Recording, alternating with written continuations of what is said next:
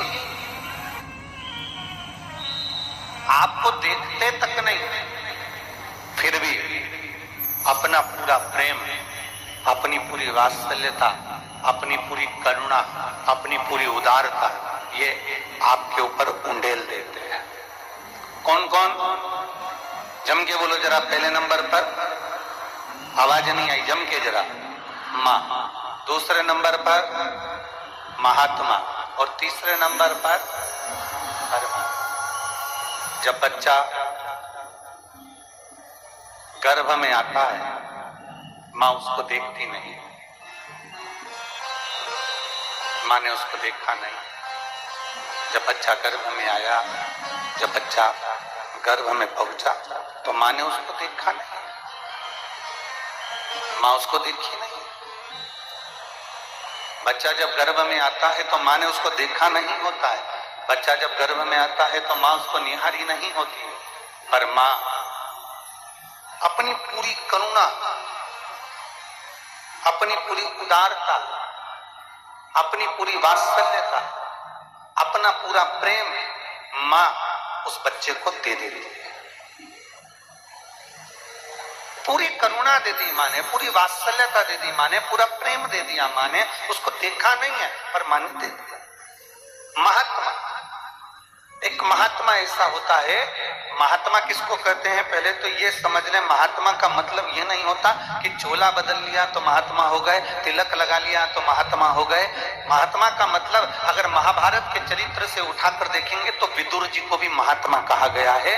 जिन विदुर जी ने कोई चोला नहीं बदला है, जिन विदुर जी ने कोई बाल नहीं बढ़ाए, जिन विदुर जी ने कोई तिलक छापा नहीं करा है, जिन विदुर जी ने केवल नीति की बात करी, जिन विदुर जी ने केवल धर्म की बात करी, जिन विदुर जी ने अपने परमात्मा की बात करी, उसको महात्मा कहा जाता है। महात्मा मतलब जिसकी नाचे आत्मा, वही है महात्मा। जो भीतर से हृदय चित्त को आनंदित धरकर भगवान की अविरल भक्ति में डूबा हुआ हो, भगवान की विरल भक्ति में संजोया हुआ हो, भगवान की विरल भक्ति में जो दिन रात कहीं ना कहीं किसी ना किसी रूप में परमात्मा को पाने का प्रयास कर रहा हो, वो महात्मा कहलाता है। और जो ओरिजिनल महात्मा होता है, जो महात्मा सत्यवादी होता है, वो महात्मा भले आपको देखे ना देखे, महात्मा आपसे मिले ना मिले, महात्मा आपके पास आए ना आए, पर महात्मा एक ऐसा होता है जो जहां बैठा होता है सर्वे भवन्तु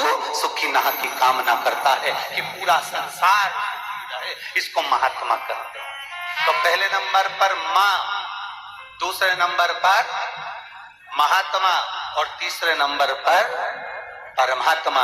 परमात्मा मेरा देव अधिदेव महादेव, मेरे राम, मेरे कृष्ण, मेरे शिव, मेरे शंकर, मेरे ओघड़दानी, मेरा शंभु, मेरा त्रकालदर्शी, मेरा कैलाशी अविनाशी, मेरा कालों का काल, महाकाल राजा एक ऐसा है जो आपको देखे भी ना, आपसे मिले भी ना, आप उसकी चौखट पर भी ना पहुंचे, आप उसके मंदिर में भी ना पहुंचे, आपने एक लोटा जल शिव को समर्पित भी नहीं करा, अगर केवल उसके मंदिर के सामने से भी निकल कर चले जाते हो तो भी वो करुणा कर देता है। ऐसा होता है परमात्मा।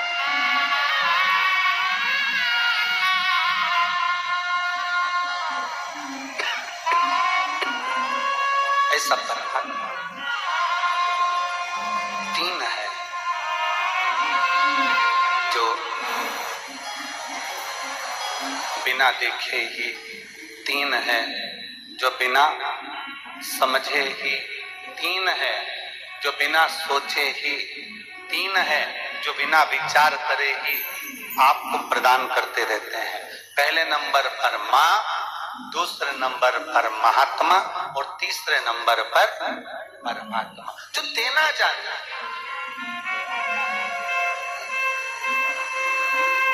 जिन्होंने केवल देना सीखा। आप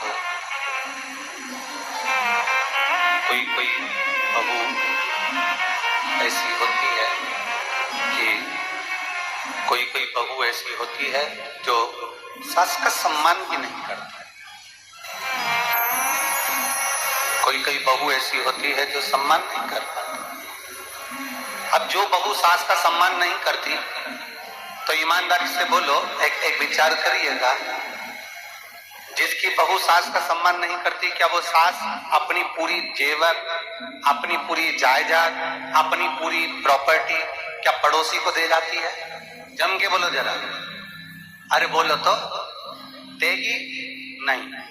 किसी बूढ़ी माँ से कह दो तुम्हारी बहू तुम्हें नहीं पूछती तो तुम्हारी प्रॉपर्टी तुम पड़ोसी को दे दो, तुम्हारा हार उतार के पड़ोसी को दे दो, तुम्हारे हाथ की चूड़ी पड़ोसी को दे दो, फिर भी बूढ़ी माँ कभी नहीं देगी। क्योंकि माँ माँ होती है, बहू, बेटा, नातेदार, रिश्तेदार, कुटुंब, कबीला चाहे कितने भी ताने दे ले तो भी माँ अपनी पूरी प्रॉपर्टी अपने बहू और बेटों को ही देकर जाती है, क्योंकि वो माँ है। उसके भीतर पाप कर्म नहीं है, उसके भीतर कपट नहीं है, उसके भीतर छल नहीं है, उसके भीतर प्रपंच या दिखावा नहीं है। वो तो केवल एक भाव से